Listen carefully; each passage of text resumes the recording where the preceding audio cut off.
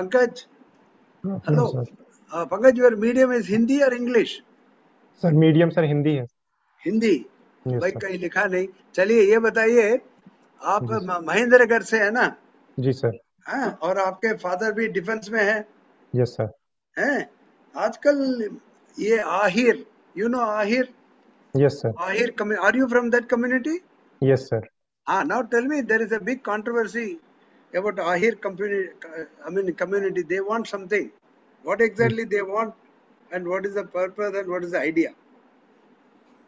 Sir Ahir community Hmm. Sir काफ़ी लोग इसके आर्म्ड फोर्सेस में हैं, even military, navy, air force Hmm. And paramilitary में भी काफ़ी लोग हैं। इवन मेरे फादर, इवन मेरे ग्रैंडफादर भी आर्मी में थे। So they are Ah, demanding a regiment just like there is a Jat, Dogra, a ah, regiment. They want a regiment named after Ahir. So that is the okay. demand, sir. जी And this is confined to three districts. Which are the other two districts? Sir Where? ये Mahendragarh, Rewari and Gurgaon district में, Yes. Haryana में। Yeah. Gurgaon, सात Mahendragarh, and Rewari. That's right. Is Mahendragarh a backward district still? Sir backward district नहीं कहेंगे, क्योंकि हरियाणा का overall human development index high है, और उसमें महेंद्रगढ़ का भी ह्यूमन डेवलपमेंट इंडेक्स हाई है सर। अच्छा। अच्छा ये बताइए, Mahendragarh is it part of NCR? Sir NCR का पार्ट नहीं है। है? नहीं तो है इससे सर। नहीं है, ओके। नहीं है। बट ये एनसीआर का आइडिया क्या है भाई? इससे कोई फायदा हुआ है किसी डिस्ट्रिक्ट को? है? सर मुझे तो ये एक लूज कंसेप्ट लगता है, क्योंकि इसमें कोई क्लियर डेफिनेशन नहीं है कि एनसीआर क्या है। कोई लेकिन डेफिनेशन गुड़गांव। नहीं है? अच्छा। Yes sir. सर हाँ हाँ। Understanding sir. बट हरियाणा में तो आधा से ज्यादा डिस्ट्रिक्ट तो एनसीआर में है। यस सर, गुड़गांव, फरीदाबाद, हाँ। वो सब डिस्ट्रिक्ट सर। नहीं, ये पर्पस क्या था? What was the idea of having NCR? Sir exactly नहीं पता है मुझे, बट आपको नहीं जैसा मेरा पता? अंडरस्टैंडिंग है वो साथ में डेवलपमेंट का पर्पस हो सकता है, कि दिल्ली जो कैपिटल रीजन है उसके साथ डेवलप करने हैं। तो फिर महेंद्रगढ़ क्यों नहीं हुआ? महेंद्रगढ़ को भी होना चाहिए ना? सर ये काफी दूर है, क्योंकि गुड़गांव आता है, देन रेवाड़ी डिस्ट्रिक्ट है, उसके बाद फिर महेंद्रगढ़ डिस्ट्रिक्ट है। अच्छी बात है। चलिए, आपकी पढ़ाई आपने ग्रेजुएशन इंजीनियरिंग में किया है ना, शायद मैकेनिकल, एम आई राइट? यस सर, मैकेनिकल में किया हाँ, है। कहाँ से? हमीरपुर से? यस सर, एनआईटी हमीरपुर से। हम्म, कुछ हमीरपुर के बारे में बताइए, कहाँ पर है ये? सर हमीरपुर हिमाचल प्रदेश में है। हाँ हाँ, मगर किधर? हिमाचल में किधर? ये सर ये हिमाचल के साथ साउथ पार्ट में है। हाँ हाँ। ऊना डिस्ट्रिक्ट आता है, उसके बाद सर हमीरपुर डिस्ट्रिक्ट आता है, इसके नॉर्थ में मंडी डिस्ट्रिक्ट है सर। अच्छा, वेरी गुड। अच्छा ये बताइए, मैकेनिकल इंजीनियरिंग किया आपने, जी सर। आजकल ईवी है, इलेक्ट्रिकल व्हीकल्स जी सर। हैं, तो इसके रिस्क क्या है? कुछ रिस्क है क्या? सर इलेक्ट्रिकल व्हीकल में सर सबसे बड़ा रिस्क मुझे लगता है वो बैटरी टेक्नोलॉजी का है, क्योंकि वो हम्म, ज़्यादा डिस्टेंस तक नहीं चल सकती, तो उसके डिस्चार्ज का प्रॉब्लम रहता है। साथ हम्म। ही साथ सर उससे वेस्ट जो जनरेट होता है उसको रिसाइकल करना भी डिफिकल्ट है, तो पॉल्यूशन काफ़ी होता है सर उसके रिसाइकलिंग में। लिथियम आयन आपने बैटरी यूज होती आपने कल का पेपर में देखा, आगरा में एक इलेक्ट्रिकल व्हीकल्स स्टार्टेड बर्निंग, है। अच्छा सर जस्ट वो नहीं। Stationary vehicle. यस सर हो। What can be the possible reason? Of course it was a scooter like thing. क्या हम्म। रीजन हो सकता है? सर उसमें मेन रीजन यही हो सकता है कि उसका जो इलेक्ट्रिकल सर्किट है उसमें कहीं शॉर्ट सर्किट हुआ होगा, तो उससे स्पार्क या फायर प्रोड्यूस हुआ होगा। तो वो एक रीजन हो सकता है सर, एग्जैक्टली मुझे उसका नहीं अच्छा, पता, बट वो चलिए एक वो तो कारण हो छोटी बात है। वैसे एनवायरमेंटल इम्पैक्ट क्या होगा इसका? सकता है। सर अभी जो आईसी इंजन यूज होते हैं, इंटरनल कंबशन, उनके कंपैरिजन में इसका सर कार्बन फुटप्रिंट बहुत कम है। तो इसलिए हम्म। तो ये काफ़ी अच्छी चीज़ है, हमारे जो क्लाइमेट चेंज के टारगेट्स को हैं उनको अचीव कर सकता है। लेकिन अभी क्योंकि इसका मैंने कहा कि लिथियम आयन का डिस्पोजल इतना अच्छा नहीं है, और रिसाइकलिंग फैसिलिटीज भी उतनी एट पार नहीं है, तो वो एक इशू है सर इसका। हम्म। अच्छा, अभी जो यूक्रेन में लड़ाई हो रही है, जी सर। रशिया यूक्रेन, इससे कुछ प्रॉब्लम होगा? इलेक्ट्रिकल व्हीकल्स के लिए कुछ पार्ट्स वहां से आते हैं क्या? रॉ मटेरियल या parts? Yes sir. Sir Russia hmm. World का मिनरल्स का one of the largest supplier है। Sir hmm. मुझे पता नहीं कौन सा मिनरल इम्पैक्ट हो रहा है, लेकिन ये बताइए, वहाँ से काफ़ी मिनरल्स आते हैं, तो उस रीजन। सेमीकंडक्टर यूज होता है? सेमीकंडक्टर?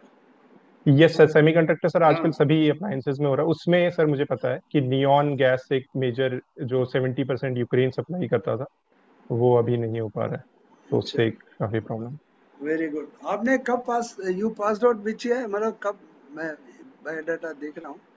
आप दो 2000 2012 में पास किए हैं? जी सर, तो 2012 10 में। साल में क्या किया भाई, कहीं काम गेम किए? यस सर, इसके बाद सर मैंने 2 साल टाटा टेक्नोलॉजीज में काम किया है पुणे में। अच्छा। उसके बाद सर मैंने एमबीए किया आईआईटी मद्रास से। हाँ। और फिर सर मैंने 2 साल काम किया है मैकिंजी एंड कंपनी में। अच्छा, ये आई आई ये आई मैनेजमेंट में ऑनर्स भी होता है क्या? आपने लिखा आईआईटी मद्रास में ऑनर्स मिला आपको? हाँ, सर मैंने इसका चेक। मैनेजमेंट में, इज इट? नहीं सर, ऑनर्स का मुझे भी एग्जैक्टली क्लियर नहीं था, वहाँ वो ऑप्शन एक्सेप्ट नहीं नहीं कर लिखा रहा है था। आपने, यस एमबीए सर। ऑनर्स। तो मैं पहली बार देख रहा हूँ MBA honours. IIT Madras, that's a very prestigious institute. चलिए, आप मद्रास में कितने साल रहे? 1 साल, 2 साल, कितने साल? दो सर मैंने साल ना? 2 साल कोर्स किया, 2 साल जॉब भी अच्छा, ये मद्रास में की। बताइए, सपोज मैं मद्रास एक दिन के लिए जाऊं, जी तो सर। वहाँ क्या क्या प्लेसेस देखूं सर एक दिन मद्रा के लिए? हम्म। जी सर। क्या देखूं सर बताइए। हम्म। सर मद्रास में सर बीचेस अच्छे हैं सर, मरीना बीच, बेसंत नगर बीच, ये अच्छे मरीना हैं। बीच में स्टैचू देखा आपने? यस सर, देख। कितने स्टैचू हैं? 25, 30? गिने नहीं आप? नहीं चलिए, और हाउ अबाउट क्लीनिनेस, कितना साफ लगा आपको? सर, मरीना बीच में तो सर काफी क्लीनलीनेस कम है। लेकिन बाकी जो छोटे बीचेस हैं जैसे बेसंत नगर, त्रिवेल नगर, वो वाले छोटे क्लीन बीचेस हैं। मरीना अच्छा, बीच में और सर सफाई नहीं थी इसलिए। ठीक, महाबलीपुरम गए आप? यस सर, गया हूँ। महाबलीपुरम गए, वहाँ क्या देखा आपने?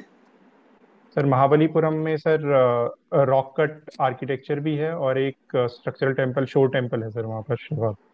हम्म। तो सर वो देखे। और आईआईटी के बाद एक स्नेक पार्क है, वहाँ गए आप? यस सर, गया हूँ सर मैं। वहाँ क्या देखा आपने? वो क्या कर रहे हैं, कुछ रिसर्च भी कर रहे हैं? सर रिसर्च का एग्जैक्टली नहीं पता, बट वहाँ करते हैं सर, वो गिंडी नेशनल पार्क का वो पार्ट में सर, वो स्नेक पार्क।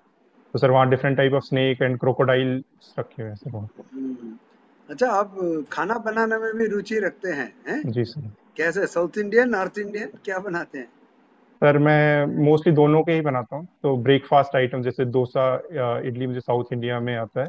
देन सर अच्छा, वेस्ट इंडिया से ढोकला वगैरह, और नॉर्थ इंडिया की भी सर डिशेस वेरी बनाता गुड। अच्छा, लास्ट क्वेश्चन, आप यूनिवर्सिटी कॉलेज बर्कले गए क्या, यूएस?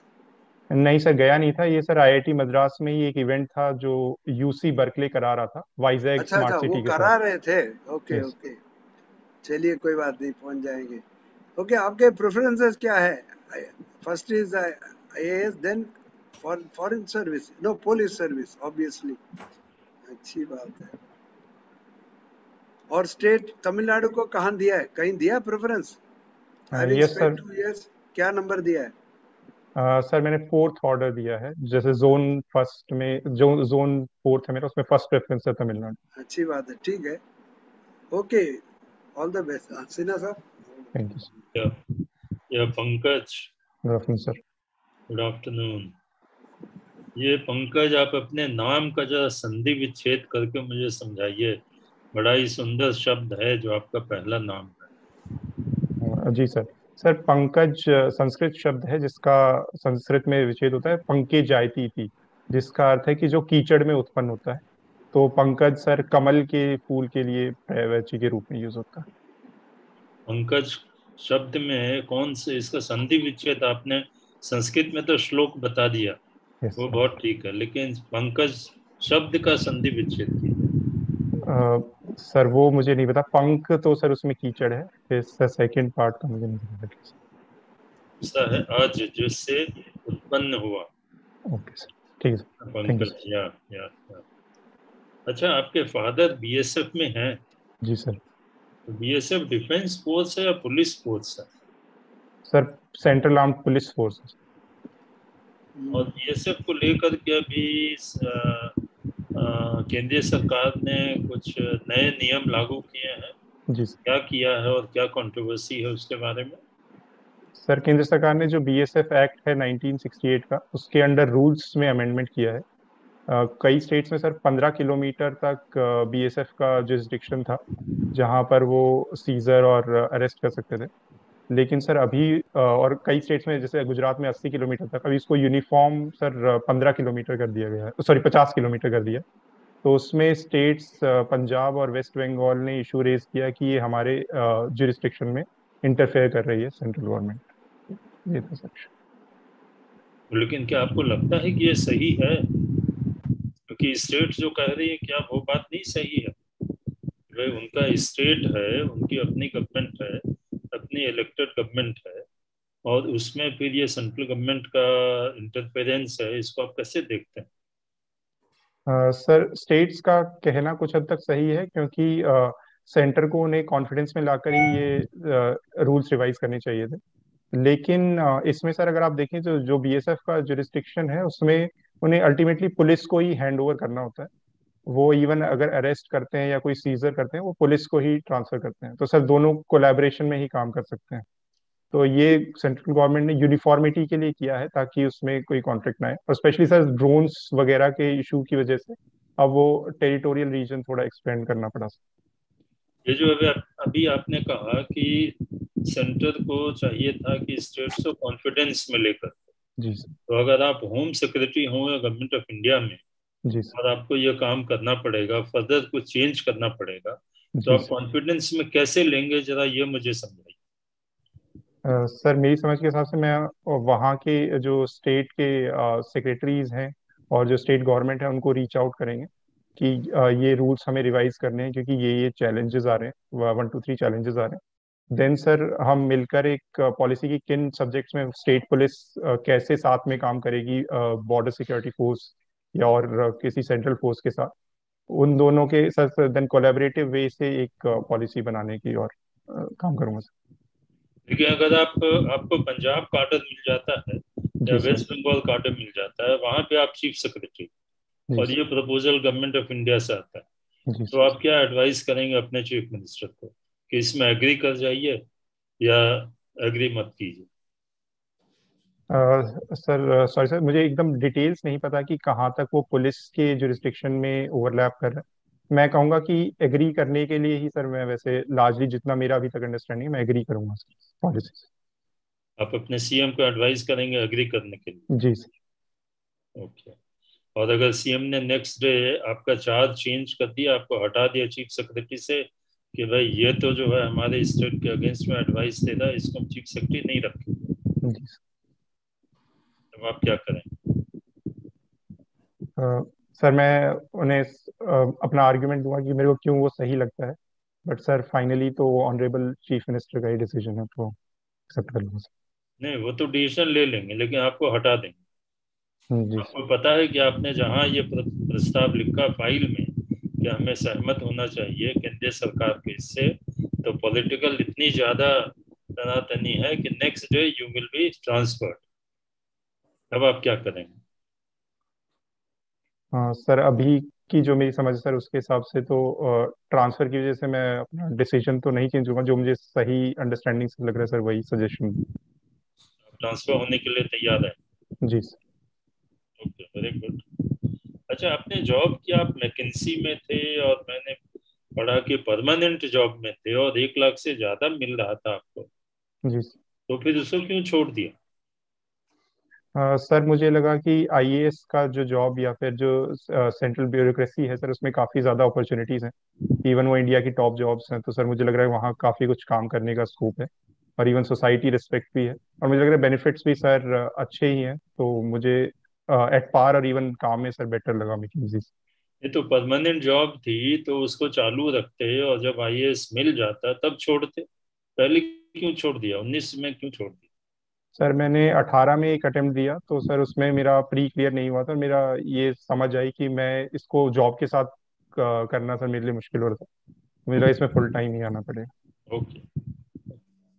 नाउ ये जो स्मार्ट सिटी का जो गवर्नमेंट का प्रोजेक्ट है, do you think it has been successful, या ये कहीं बीच में ही रह गया? इसके जो ऑब्जेक्टिव्स थे जिसके लिए शुरू किया था, वो अचीव हुआ कि नहीं? यस सर, स्मार्ट सिटीज ने सर काफ़ी अच्छे इनिशिएटिव्स और सर प्रोग्रेस तो की है, लेकिन कंप्लीटली वो अचीव कर पाया जो विजन था वो मुझे नहीं लगता। लेकिन डेफिनेटली जो हम इनिशियली सिटीज के मॉडल को डेवलप कर रहे थे उससे सर काफ़ी प्रोग्रेस है, क्योंकि अब हम जैसे एक नेशनल मोबिलिटी कार्ड के बारे में जो बात कर रहे हैं, सिमिलरली सर स्मार्ट सिटीज में एक कॉमन मोबिलिटी कार्ड है। आईसीटी का यूज करके सर सेफ्टी एंड सिक्योरिटी को भी इम्प्रूव कर रहे हैं। एजुकेशन के लिए सर जो कनेक्टिविटी और बाकी चैलेंजेस है सर उनको भी रिजॉल्व किया गया है। ट्रांसपोर्टेशन में भी sir more efficient data analytics और उन सब के यूज से सर जो बस के राउटिंग सिस्टम है सर उनको भी इम्प्रूव किया गया। इसका सर एक एग्जांपल जो मैंने मो बस का देखा उड़ीसा में सर, भुवनेश्वर में जो भी एक स्मार्ट सिटी है, उसमें सर उन्होंने डेटा का यूज करके सर 20,000 से सर 80,000 तक डेली राइडरशिप बढ़ाई सर बस में। Okay, very good. My last question is कि can a city be smart if it is not safe? You see, let me explain. जो स्मार्ट सिटी का कॉन्सेप्ट है, जो पैरामीटर्स हैं, क्या उसमें डिजास्टर सेफ्टी के पैरामीटर्स को रखा गया है या नहीं रखा गया? सर इसमें रखा गया है डिजास्टर के भी पैरामीटर्स को। तो जो भी सिटी है उसके स्पेसिफिक जिस जिस डिजास्टर के वो प्रोन है तो उन पैरामीटर्स को रखा गया sir. Safety sir definitely important है, क्योंकि उसके ऊपर ही बाकी सब जो टेक्नोलॉजी और इवन बाकी education health sir build upon होते हैं। तो सर सिक्योरिटी तो पैरामाउंट इम्पोर्टेंस है सर, वो रखा गया है सर। ओके पंकज, धन्यवाद। Sharma ji. Mister Pankaj, good afternoon. Afternoon, how are you? Good sir. हाँ मिस्टर पंकज, ये बताइए, आपका हॉबी में एक ये भी है कि यूनियन बजट एनालिसिस।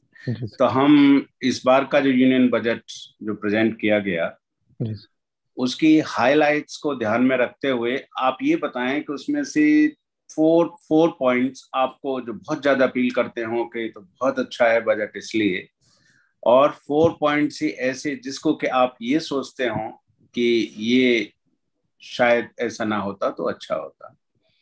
तो आप जरा सा उसका एनालिसिस करें, 4 पॉइंट्स ईच, अच्छाइयाँ और कुछ कमियां। जी sir. Ji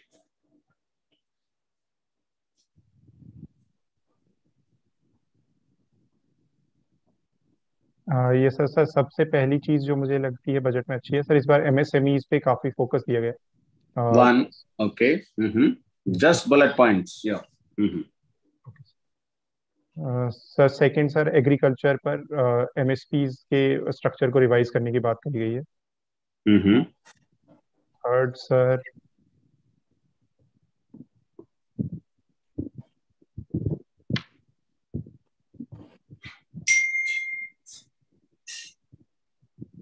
I am sorry sir, एकदम रिकॉल नहीं हो ओके, अनदर साइड, दूसरी तरफ, ये तो आपने अच्छाइयाँ 2 बताई, अब दूसरी तरफ आइए जिनको का आप सोचते हैं कि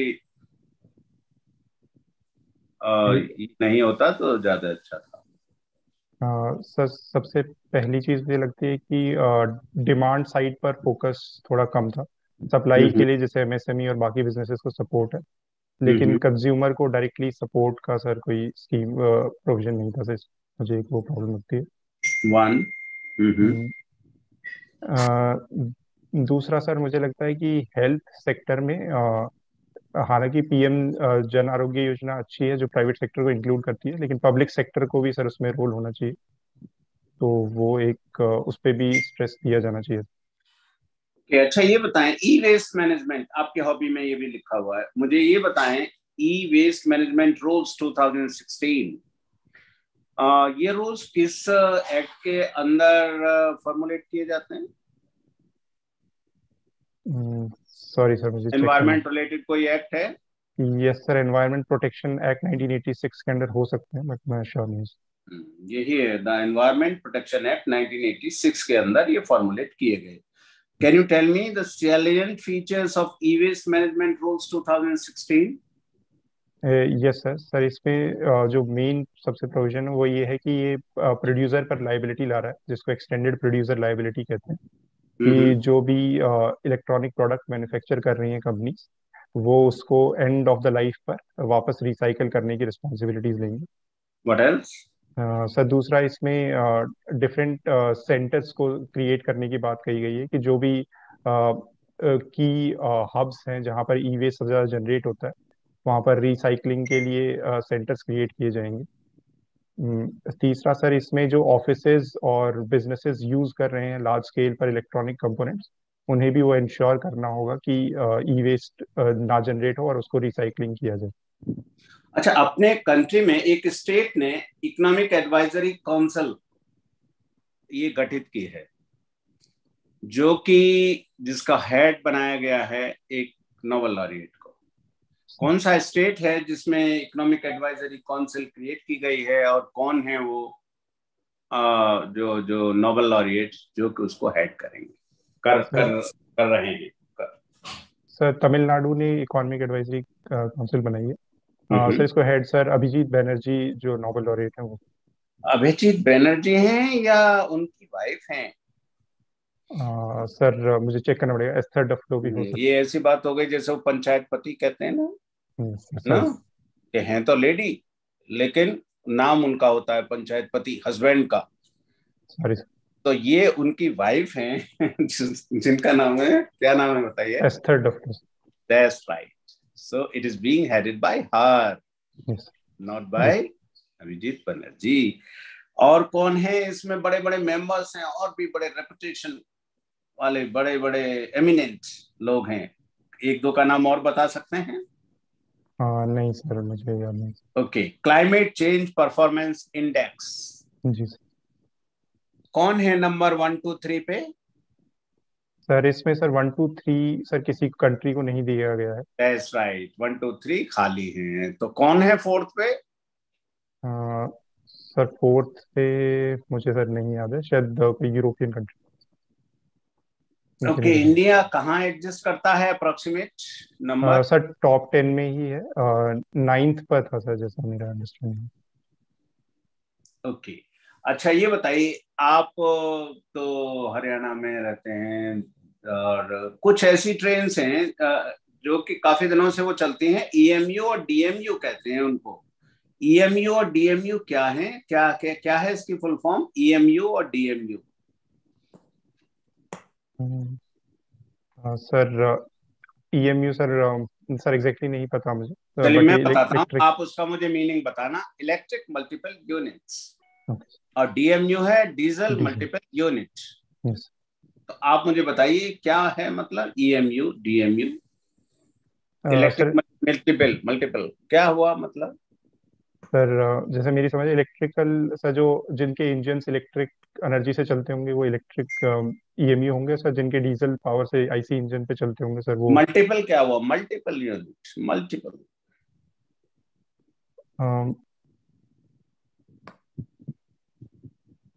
सर ये नहीं पता सर। अच्छा, कुछ आइडिया कि एक डीएमयू को, डीजल मल्टीपल यूनिट को, आपके हरियाणा में ही उसको कन्वर्ट करने की बात हो रही है, tenders have already been invited, उसको कन्वर्ट करने की बात हो रही है ग्रीन हाइड्रोजन फ्यूल में, कि वो ग्रीन हाइड्रोजन फ्यूल से चलेगी वो ट्रेन। कहां से कहां तक, कोई आइडिया? नहीं सर, मुझे चेक करना। सॉरी। अच्छा, अलवर, अलवर से भी आपका रिलेशन है? क्या है अलवर से रिलेशन? कि मदर आपकी अलवर से। क्यों जाते हैं लोग अलवर, टूरिस्ट क्यों जाते हैं उधर, इसलिए जाते हैं? सर अलवर में सर फोर्ट्स हैं, एंड सर वो नहीं क्या है सर, फोर्ट है सर। फोर्ट्स के सर, फोर्ट सर किले हैं वहाँ पर। फोर्ट, ओके ओके, हाँ हाँ, फोर्ट कौन कौन से फोर्ट हैं? सर एक तो अलवर डिस्ट्रिक्ट सर नीम राना फोर्ट है। ओके। एंड सर बावड़ीज हैं सर वहाँ पर काफी। बावड़ी हैं, अच्छा, और बताएं। और सर मुझे लगता है इवन वो ट्रांजिट रूट है सर, दिल्ली और जयपुर के बीच में। अच्छा, एक तो फोर्ट हो गए, चलो मेनली, और मेन और क्या चीज हो गई वहां पे? सर ये बावड़ी जो बताया दूसरा, और सर तीसरा वाइल्ड लाइफ से रिलेटेड कुछ है क्या? Yes sir, sorry sir, sir इसका टाइगर रिजर्व है सर अलवर। इसका टाइगर रिजर्व, आप कभी गए हैं? नहीं सर, मैं नहीं गया। तो वहां पे तो एक बार ही बिल्कुल टाइगर जीरो हो गए थे, फिर क्या किया गया था? और आज की डेट में अप्रोक्सीमेट नंबर क्या है टाइगर्स का? यस सर 1970s में वहाँ पर टाइगर की नंबर 0 हो गया था, तो उसके लिए एक टाइगर कमीशन बताया गया था। उसके बाद सर नेशनल एनिमल भी डिक्लेयर किया गया टाइगर को। एंड सर स्टेप्स लिए गए थे कि नेशनल टाइगर कंजर्वेशन अथॉरिटी उसके लिए काम करे। सर प्रेजेंट नंबर सर मुझे नहीं पता, सर चेक करना पड़ेगा। ओके, अच्छा ये बताएं, वंदे भारत तो आपने सुना होगा। जी सर। ऑनरेबल प्राइम मिनिस्टर ने अनाउंस किया था अभी 15 अगस्त को कि वंदे भारत हम 75 ये सर ट्रेन है। हाँ, ये 75 ट्रेन और करेंगे, है ना। जी। तो ये मुझे बताइए कि वंदे भारत कहाँ बनाई गई थी? वंदे भारत मैन्युफैक्चरिंग कहाँ हुआ था इसका? सर इंडिया में हुआ सर, चेन्नई में सर, लोकोमोटिव फैक्ट्री का। आईसीएफ चेन्नई है ना। आईसीएफ क्या हुआ? ICF Chennai, ICF. Sorry sir मुझे। Which coach factory? Sir ICF. Okay, अच्छा ये बताएं, ये कन्वेंशनल ट्रेन से कैसे डिफर करती है जो वंदे भारत है, और इसमें कन्वेंशनल ट्रेन में क्या अंतर है? आपका मैकेनिकल इंजीनियरिंग है ना? Yes sir. हाँ बताएं। सर इसका टेक्निकल डिटेल नहीं पता मुझे, बस ये अच्छा, बताइए। मैं थोड़ा सा आपको हिंट देता हूँ, है जी। क्या ये इंजनलेस ट्रेन है? Sir engineless. क्या इसमें लोकोमोटिव है जो कि और ट्रेन में होता है? सर नहीं पता सर। एनीवे, वो नहीं है, और इसमें सेल्फ प्रोपेल्ड कोच हैं। अब आप मुझे बताइए सेल्फ प्रोपेल्ड कोच का मतलब क्या हुआ? ये एक मेन डिफरेंस हो गया कि it is having self propelled coach, it is an engineless train. तो आप मुझे बताइए सेल्फ प्रोपेल्ड कोच का मतलब क्या हुआ? सर सेल्फ प्रोपेल्ड कोच हो गया जो जिसमें सर खुद एक मोटर होगी, तो वो इलेक्ट्रिकल पावर से सर खुद ड्रिवन है, ना कि कोई एक इंजन उसे पुल कर रहा है। अच्छा, अब मुझे बताइए इसका जो ब्रेकिंग सिस्टम है वो दूसरे वालों से, कन्वेंशनल ट्रेन से डिफरेंट है, और वो क्या है braking system? Regenerative and electropneumatic braking system. इसका मतलब क्या है जो कि डिफरेंस है इसका और कन्वेंशनल ट्रेन से? Regenerative and electropneumatic braking system. Sir इसका जो मेरा अंडरस्टैंडिंग है सर, उसके हिसाब से जब ये जो ब्रेकिंग पावर यूज कर रहा है, उसको ही सर ये एनर्जी के रूप में यूज करता होगा सर, वो रीजनरेटिव इलेक्ट्रो न्यूमेटिक सिस्टम हो। चलिए, अच्छा, मैनेजमेंट से रिलेटेड छोटा सा है सवाल। एक संस्कृत वर्ड्स है, उसको मैं इंग्लिश में ट्रांसलेट करता हूँ, आप मुझे एग्जैक्ट मीनिंग उसका बताना। इंग्लिश में ही मैं आपको ट्रांसलेट करूंगा, आप मुझे बताइएगा, उसको एलेबोरेट करिएगा। ठीक है। There is no person in the world who is not having any potential, but rare is the visionary who can transform this into reality. I repeat, there is no person in the world who is not having any potential, but rare is the visionary who can transform this into reality. क्या मतलब है इसका? Sir इसका मतलब है कि हर एक इंसान में कुछ करने की काबिलियत है। बिल्कुल। हर कोई महान बन सकता है, लेकिन जो इंसान खुद को समझ सके और वो विजन ला सके कि जो उसे फ्यूचर में आगे ले जाएगा, जो इस पोटेंशियल, जो उसके अंदर की काबिलियत है, उसको एक ट्रांसफॉर्म करके एक सक्सेस में, कामयाबी में बदलने की काबिलियत हर किसी में नहीं है। बिल्कुल। तो कमी किसकी है? गुड लीडर की, गुड विजनरी की, गुड मैनेजर की, जो कि उनके पोटेंशियल को रियलाइज कर, ह्यूमन रिसोर्स को ठीक से मैनेज कर, उनसे कुछ आउटपुट ले सकता है, उसकी कमी है गुड विजनरी की, गुड मैनेजर की। ठीक बताया आपने। Okay, thank you. Thank you sir. Sir hello. muted sir, Srinivasan sir, you are muted. Yeah, no, still muted. Still muted? Now it is okay. Now it's okay. Oh, thank you. हाँ पंकज जी, आप you R a good, आप अच्छे candidate हैं। अच्छा, थोड़ा हरियाणा के बारे में read little more, and it's there in the news every now and then, तो जरा हाँ देख लीजिए।